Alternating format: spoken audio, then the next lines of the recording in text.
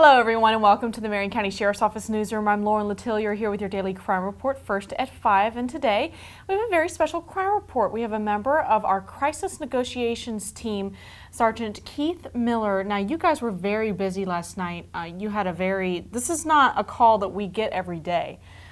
We had a home in Ocala Park Estates, a 42-year-old male, Jose Marrero. Am I saying that last name right, do you think? Yes, you are. He held a female victim at knife point and kept her hostage within the house, and that's where you guys came in and the SWAT team.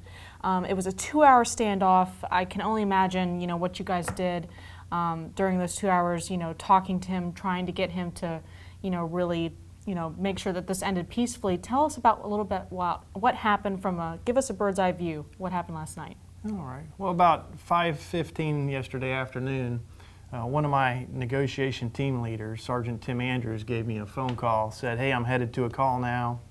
It sounds like it's going to be the real deal." And coming from him, he's very experienced. I knew that it was a serious call. He said that, like you had said, that a man was holding a lady at knife point, threatening to kill her, and he was almost on scene. When I finally get there, Sergeant Andrews had been talking with him for probably, at least a half an hour by that time. Wow.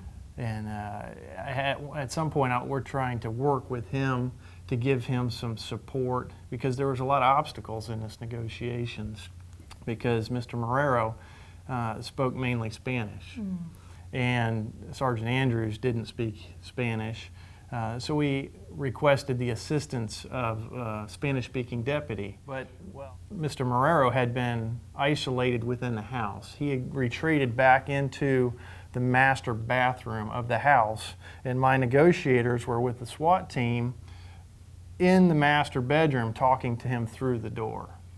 So it was a very, very high pressure situation for them, being in that we've trained for it. We just had 2 trainings within the last 2 weeks to get ready for these types of situations. We had a lieutenant from the New York Police Department came in. He was the Crisis Negotiations team leader for years and years, and he gave us some tips on how to handle situations like this, and we trained for it continually. Good.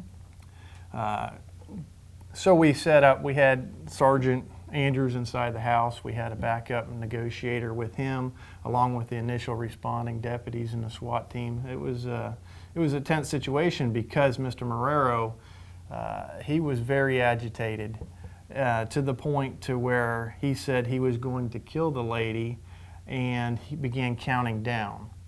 And, oh dear. Sergeant Andrews, it was very stressful for him, to what he relayed to me, because he got down to 2 and he was able to use his skills as a negotiator to get him to stop the count, because he said when he got to 0 he was going to kill the lady. Oh my gosh, what a situation.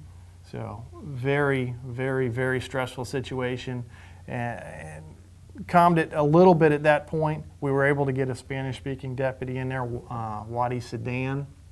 He did an absolutely wonderful job, considering he didn't have the background with all the training that the negotiators have. He's not on the team. Right. But he may now be on the team. Well, he might. He put in for it. We actually have an opening. So hopefully he's able to join the team.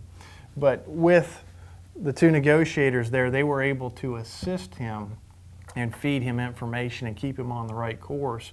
And with his own natural abilities and job training, he was able to actually talk the guy down, relate to him, because they both were from Puerto Rico, and calm him down. In the meantime, we're doing some interviews with the family members, mother of his children, trying to get some background information to develop some hooks to bring him in to calm him down. And it ultimately resulted in him actually giving himself up and giving up the lady too. So it was an excellent ending. Well, not a lot of us know how much steps and what goes on behind the scenes. And thank you so much for coming on today to kind of give us a little bit of a bird's eye view of what you guys were doing last night in order to keep everybody safe. Marrero was charged with aggravated battery with a deadly weapon, kidnapping, false imprisonment, and resisting arrest. That's all we have for today. Did you like coming on the Crime Report? This is your first time you've ever been on. It is, and I enjoyed it, and maybe we'll make it a weekly occurrence. Fantastic. We'd love to have you. Well, thank you so much for coming on, and thank you for everything that you guys did, your whole team that you guys did last night. An outstanding job by everybody on the scene. That's all we have for today. Please like us and share us on Facebook, and we'll see you tomorrow for Claws and Paws Thursday. Thanks for watching.